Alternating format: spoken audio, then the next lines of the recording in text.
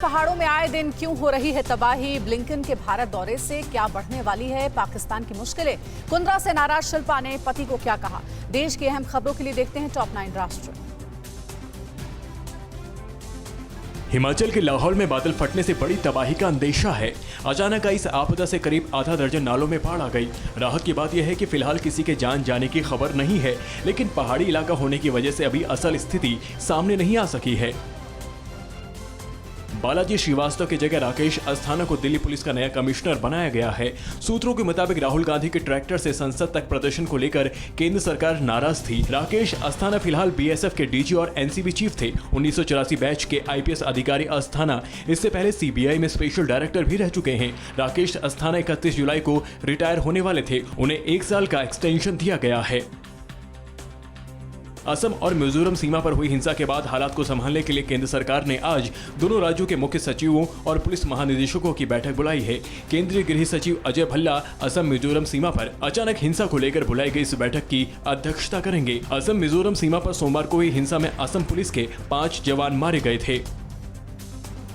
Pornography case में फंसे राज कुंद्रा को किला कोर्ट ने 14 दिनों की न्यायिक हिरासत में जेल भेज दिया है। इस बीच ऐसी रिपोर्ट आई है कि राज कुंद्रा जब पुलिस के साथ अपने जुहू वाले बंगले पर पहुंचे तो शिल्पा उन पर पूरी तरह झल्ला उठी। कहा जा रहा है कि उसने रोते हुए ये कहा कि उन्होंने परिवार की इज्जत मिट्टी में मिला दी और इसकी वजह से उनके हाथ से कई प्रोजेक्ट्स छिन रहे हैं।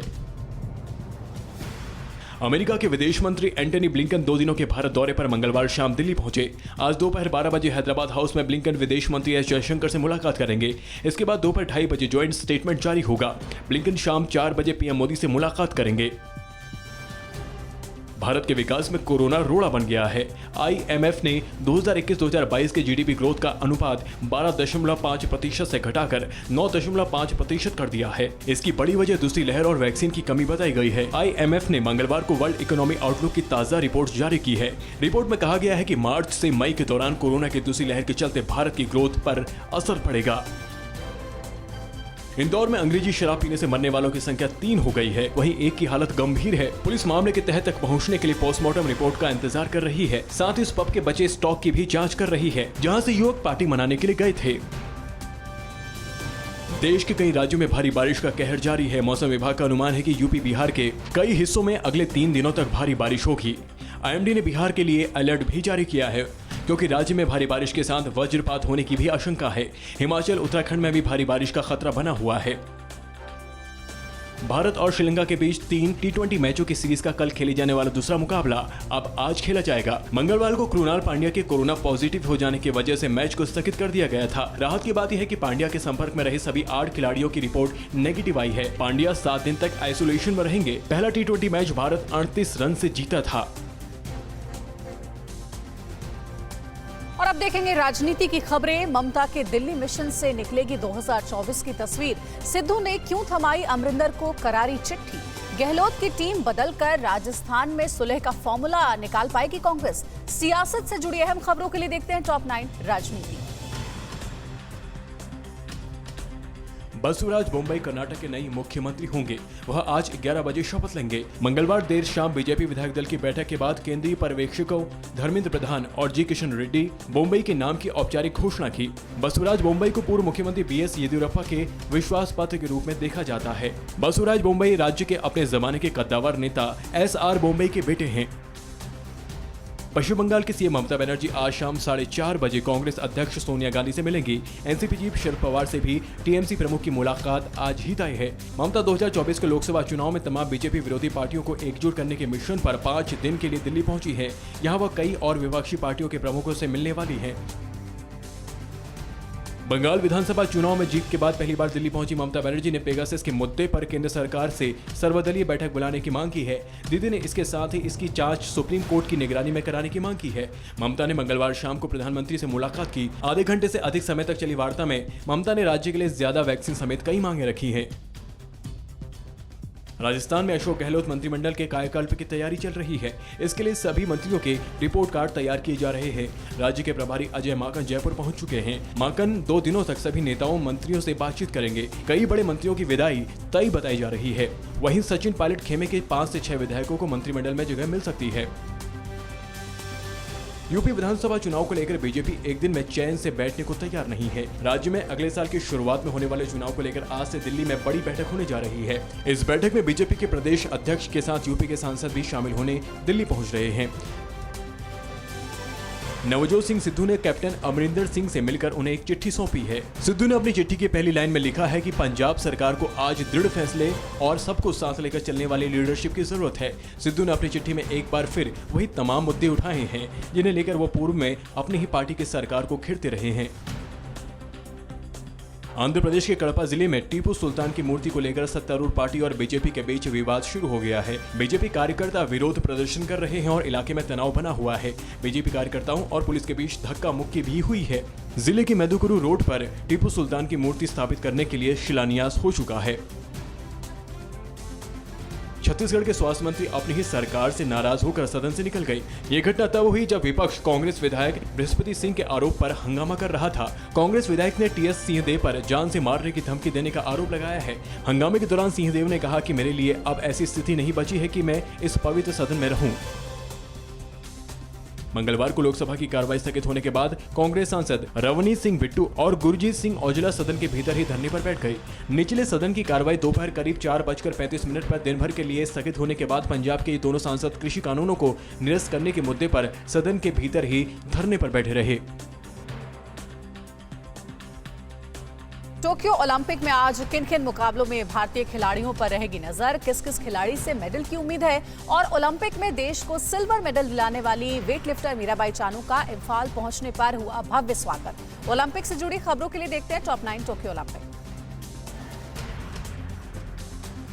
टोक्यो ओलंपिक में अपने पहले दोनों मैच हार चुकी भारतीय महिला हॉकी टीम आज अपनी साख को बचाने के लिए मैदान में उतरी है। महिला हॉकी टीम का ब्रिटेन से मुकाबला जारी है। मैच की शुरुआत में ही ब्रिटेन ने 2 गोल दाग दिए हैं। हालांकि भारतीय टीम ने भी पलटवार किया है। भारत की ओर से शर्मिला देवी ने 1 गोल किया है। फिलहाल ब्रिटेन 2-1 से आगे है। टोक्यो ओलंपिक में आज कई मुकाबलों में देशवासियों की नजर भारतीय खिलाड़ियों पर होगी। पुरुषों की तीरंदाजी के एलिमिनेशन राउंड में तरुणदीप राय का मुकाबला यूक्रेन के ओलेक्सी हुनबिन से होगा। इसके अलावा प्रवीण जाधव का मुकाबला दूसरे नंबर के तीरंदाज रूस के गलसन बाजार जापोव से होगा।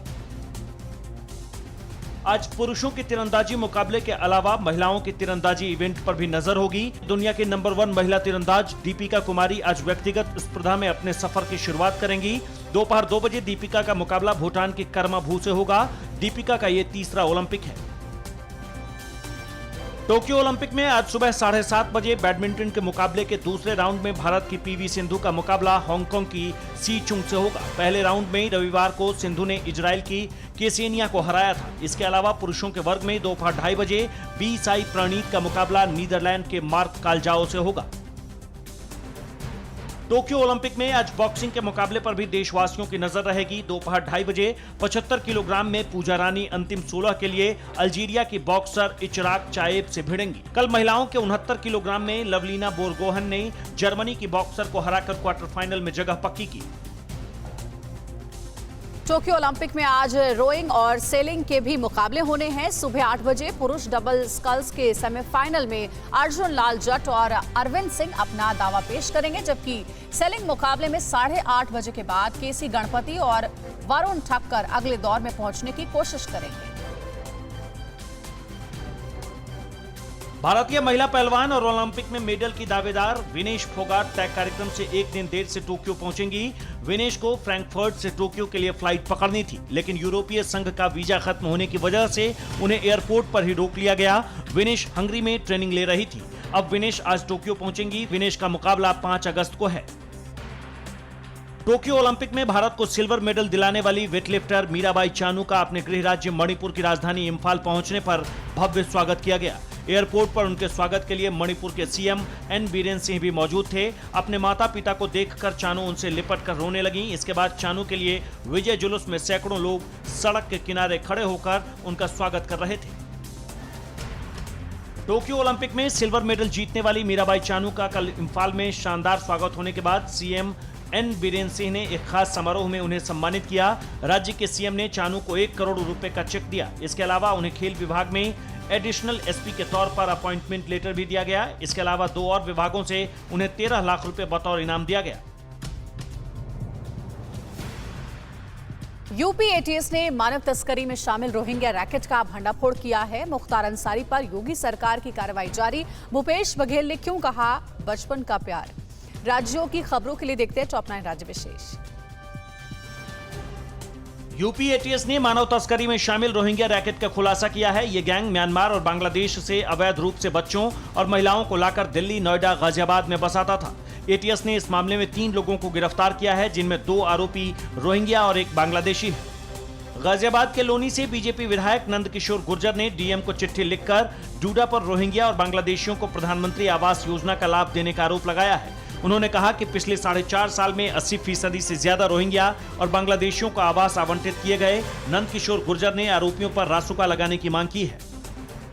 यूपी की बांदा जेल में बंद माफिया विधायक मुख्तार अंसारी पर योगी सरकार की कार्रवाई जारी है। इसी कड़ी में गाजीपुर के जिलाधिकारी ने मुख्तार की पत्नी आफशा अंसारी का शस्त्र लाइसेंस सस्पेंड कर दिया है। इससे पहले मुख्तार अंसारी की पत्नी की ऑडी कार को भी कुर्क किया गया था।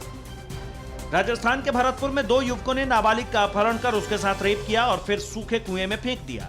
घटना के अगले दिन पीड़िता के रोने की आवाज सुनकर राहगीरों ने उसे कुएं से बाहर निकाला। पुलिस ने दोनों आरोपियों के खिलाफ केस दर्ज कर उनकी तलाश शुरू कर दी है। यूपी के श्रावस्ती जिले में एम्बुलेंस ड्राइवरों की हड़ताल से मरीजों की मुश्किलें बढ़ गई है। हड़ताल की वजह से गंभीर रूप से बीमार मरीज की मौत हो गई। मृतक मरीज के परिजन एम्बुलेंस के लिए फोन करते रहे, लेकिन उन्हें एम्बुलेंस नहीं मिली। हड़ताल का फायदा उठाकर कुछ निजी एम्बुलेंस वाले मरीजों से मुंहमांगी कीमत वसूल रहे हैं। यूपी के सीतापुर की एक पॉश कॉलोनी में तेज धमाके के बाद एक मकान में आग लग गई, जिससे अफरा तफरी मच गई। मौके पर पहुंची फायर ब्रिगेड की गाड़ियों ने कड़ी मशक्कत के बाद आग पर काबू पाया। बता दें कि मकान में लाइसेंसी कारतूस बनाने का काम होता था। मध्य प्रदेश के ग्वालियर में बरेठा टोल प्लाजा पर कार सवार 4 लोगों ने फायरिंग कर दी, जिसमें एक सिक्योरिटी गार्ड बाल बाल बच गया।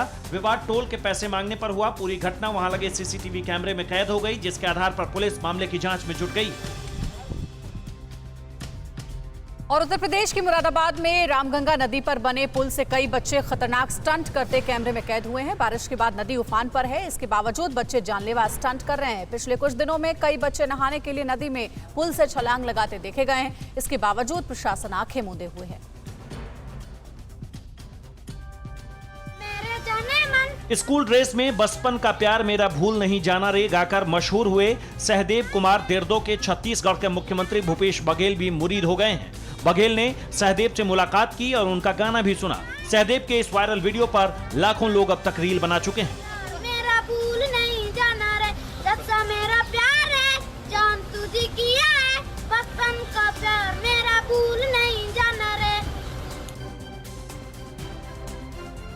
केरल क्यों बन गया कोरोना के मोर्चे पर देश की चिंता का विषय। केंद्रीय स्वास्थ्य मंत्रालय को क्यों करना पड़ रहा है बार बार आगाह। बंगाल में हुई मौतों पर क्यों टीएमसी और बीजेपी आई आमने सामने। देखते हैं टॉप 9 कोरोना से जंग। कोरोना के केस कम होने की जगह धीरे धीरे बढ़ रहे हैं। पिछले 24 घंटे में देश में कोरोना के 42,919 नए मामले सामने आए हैं। वहीं इस दौरान 41,000 से ज्यादा मरीज रिकवर हो गए हैं। बीते एक दिन में मौत की संख्या भी बढ़कर 640 तक पहुंच गई है। सबसे भयावह हालात केरल में है, जहां 22,000 से ज्यादा नए केस आए हैं। कोरोना की दूसरी लहर के दौरान ऑक्सीजन से मौतों पर जारी विवाद के बीच केंद्र ने राज्यों से ऑक्सीजन से हुई मौतों का लेखा जोखा मांगा है। राज्यों से ऑक्सीजन से हुई मौतों का ब्यौरा 13 अगस्त तक देने को कहा गया है। पिछले दिनों केंद्र की ओर से संसद में कहा गया था कि ऑक्सीजन की कमी से कोई मौत नहीं हुई। इसके बाद विपक्षी दलों ने सरकार पर गंभीर सवाल उठाए थे। पश्चिम बंगाल में कोविड और दूसरी वजहों से मौत के आंकड़ों की सनसनीखेज रिपोर्ट आई है। सिविल रजिस्ट्रेशन सिस्टम की रिपोर्ट के मुताबिक राज्य में मौत के जो आंकड़े आए हैं, वास्तव में मौतें उससे 11 गुना तक ज्यादा हुई हैं। इसके मुताबिक करीब 1 साल की अवधि में राज्य में 1,20,227 लोगों की मौत हो गई, जबकि सरकारी आंकड़ों में मौत की संख्या सिर्फ 10,787 बताई गई है। सीआरएस की पश्चिम बंगाल को लेकर आई रिपोर्ट अप्रैल 2020 से मई 2021 के बीच की है। इस रिपोर्ट के आने के बाद से टीएमसी और बीजेपी एक दूसरे पर हमलावर हो गई है। बीजेपी ने टीएमसी को इन मौतों का जिम्मेदार ठहराते हुए आंकड़े छुपाने का आरोप लगाया है, जबकि टीएमसी ने कहा कि सीआरएस की रिपोर्ट केंद्र जारी करता है और ये राज्य की छवि खराब करने की कोशिश है। नीति आयोग के सदस्य डॉक्टर वी.के. पॉल ने कहा है कि देश के कुछ जिलों में केस घटने के बजाय बढ़ रहे हैं और यह चिंता की बात है। 62 जिले ऐसे हैं जहां अभी भी 100 से अधिक कोरोना के केस आ रहे हैं। डॉक्टर पॉल ने कहा कि नॉर्थ ईस्ट में पॉजिटिविटी रेट 10% से अधिक है। ऐसा देखा गया है कि वायरस कम होता है फिर सजग हो जाता है। वायरस के बिहेवियर को हल्के में नहीं ले सकते। स्वास्थ्य मंत्रालय ने लोगों से मानसून के समय ज्यादा सतर्क रहने की हिदायत दी है। मंत्रालय ने कहा है कि मानसून के सीजन में मच्छरों और पानी के जरिए पैदा होने वाले डेंगू, मलेरिया, चिकनगुनिया जैसी बीमारियों का खतरा बढ़ जाता है। ऐसे में जरूरी है कि इनसे बचा जाए क्योंकि कोविड के साथ ये बहुत खतरनाक हो सकता है। सुप्रीम कोर्ट ने कोरोना काल में अनाथ बच्चों को लेकर पश्चिम बंगाल सरकार को फटकार लगाई है। कोर्ट ने नाराजगी जताते हुए कहा कि आप कह रहे हैं कि केवल 24 बच्चे अनाथ हुए, हम अब इनको रिकॉर्ड पर लेकर जांच के आदेश देंगे। इस पर बंगाल सरकार के वकील ने कहा कि अनाथ हुए बच्चों का आंकड़ा 27 है, यह फैक्ट है। जस्टिस राव ने कहा कि हमें आपके आंकड़ों पर विश्वास नहीं है। तमाम हिदायतों के बावजूद कोरोना से जुड़े प्रोटोकॉल फॉलो नहीं किए जा रहे। यूपी के अमेठी में आए वैक्सीनेशन के लिए लोगों की लंबी लाइन लगी रही और इस दौरान किसी ने गाइडलाइंस पर अमल करने की जरूरत नहीं समझी। अमेठी कोतवाली क्षेत्र के इस सामुदायिक स्वास्थ्य केंद्र पर सुबह से ही आलम कुछ ऐसा ही रहा। टोक्यो ओलंपिक खत्म होने में अभी 10 दिन से ज्यादा बाकी है, लेकिन खेलों पर कोरोना का खतरा गंभीर हो गया है। टोक्यो में रिकॉर्ड संख्या 2848 नए केस आए हैं। सरकार की चिंता इस वजह से और बढ़ गई है क्योंकि शहर के अस्पतालों में बेड की कमी होने की बात भी सामने आई है। इधर अफगानिस्तान में हालात दिनों दिन खराब होते जा रहे हैं। अमेरिकी फौज से जाने के बाद मजबूत होता तालिबान का खून खराबा बढ़ता ही जा रहा है। कल रात तालिबान ने राजधानी काबुल में ब्लैकआउट कर दिया। तालिबान ने काबुल की बिजली सप्लाई की लाइनों को धमाके कर उड़ा दिया है।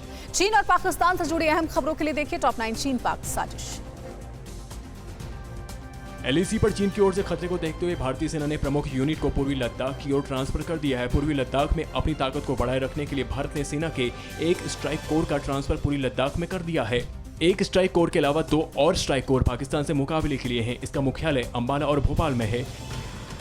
अफगानिस्तान की सरकार ने पाकिस्तानी आतंकी संगठन लश्कर-ए-तैयबा को लेकर भारत को चेताया है। अफगानिस्तान ने भारत से कहा है कि लश्कर-ए-तैयबा अपना ठिकाना पाकिस्तान से हटाकर अफगानिस्तान में बना रहा है। अब ये डर सताने लगा है कि कहीं अफगानिस्तान के उन इलाकों में आतंकी पैर जमा सकते हैं जहां पर सरकार का शासन नहीं है। आने वाले दिनों में अफगानिस्तान में हालात और खराब हो सकते हैं। अमेरिकी फौज के वापस जाने से तालिबान लगातार मजबूत होता जा रहा है। तालिबान अफगानिस्तान के 426 जिलों में से 212 जिलों में तालिबान का कंट्रोल हो गया है। हालांकि अफगानिस्तान की सेना तालिबान के खिलाफ युद्ध लड़ रही है, लेकिन कई इलाकों में तालिबान भारी पड़ रहा है। अफगानिस्तान में तालिबानी आतंकियों के मजबूत होने के बाद अफगानिस्तान की सेना ने 46 जवानों को जान बचाने के लिए पाकिस्तान की शरण लेनी पड़ी है। पाक सेना के मुताबिक तालिबान के अफगान फौज के कई चौकियों पर कब्जा कर लिया है, जिसके बाद ये जवान पाकिस्तान की सीमा में आ गए हैं। हालांकि बाद में अफगानी सैनिकों को बाइज्जत वापस अफगानिस्तान भेज दिया गया। तालिबान पाकिस्तान से लगी सीमा पर भी कब्जा कर चुका है। तालिबान के खून खराबे से डरे अफगानी बड़ी संख्या में पाकिस्तान में भी शरण लेने की कोशिश कर रहे हैं। पाकिस्तान को तालिबान के आतंकियों से कोई परेशानी नहीं है, लेकिन निर्दोष अफगानी नागरिकों को रोकने के लिए पाकिस्तान अफगान सीमा पर 14 अगस्त तक बाड़ लगाने के काम को पूरा कर लेने का ऐलान किया है। अफगानिस्तान के तालुकान शहर पर तालिबान के कब्जे की कोशिश को अफगान सेना ने नाकाम कर दिया है। अफगान सेना के हमले में 28 तालिबानी आतंकी मारे गए हैं। उधर बरशांग प्रांत में भी तालिबान के 9 आतंकी मारे गए हैं। इस बीच यूएन की रिपोर्ट के मुताबिक आतंकी संगठन Islamic state of Iraq and Levant Khurasan Taliban और दूसरे आतंकी संगठनों को एकजुट कर रहा है। अफगानिस्तान में तालिबान के खून खराबे में बड़ी संख्या में महिलाओं और बच्चों भी मारे जा रहे हैं। अफगानिस्तान में 2021 के पहले 6 महीने की तुलना में ज्यादा संख्या में महिलाएं एवं बच्चे मारे गए हैं और जख्मी हुए हैं। ये जानकारी संयुक्त राष्ट्र की एक रिपोर्ट में दी गई है। हिंसा के दौरान मारे गए लोगों की संख्या में पिछले साल की तुलना में 47% की बढ़ोतरी हुई है। पाकिस्तान खालिस्तानी आतंकियों को फिर से सक्रिय करने की साजिश रच रहा है। South Asian political and military affair की अमेरिकी विशेषज्ञ सी क्रिस्टीन फैर का कहना है कि पाक सेना प्रमुख जनरल बाजवा विदेश में बैठा सिख फॉर जस्टिस संगठन का संस्थापक गुरपतवंत सिंह पन्नू के जरिए खालिस्तानी आतंकियों को फिर से खड़ा करने में लगा हुआ है। ताइवान पर जबरदस्ती अपना हक जताने की कोशिश करने वाली चीन को युद्ध बहुत भारी पड़ सकता है। एक्सपर्ट्स का मानना है कि एक झटके में ताइवान पर कब्जा करने की क्षमता रखने वाली चीन के सामने सबसे बड़ी परेशानी यह है कि वो अपने सैनिकों को ताइवान तक पहुंचाएगा कैसे और बैकअप प्लान कैसे तैयार करेगा। दूसरा, ताइवान की नौसेना के पास अमेरिका और जापान की मदद से चीन को बर्बाद करने की ताकत है। अड़ी सोमवार से शुक्रवार शाम 6 बजे सिर्फ TV9 भारतवर्ष पर।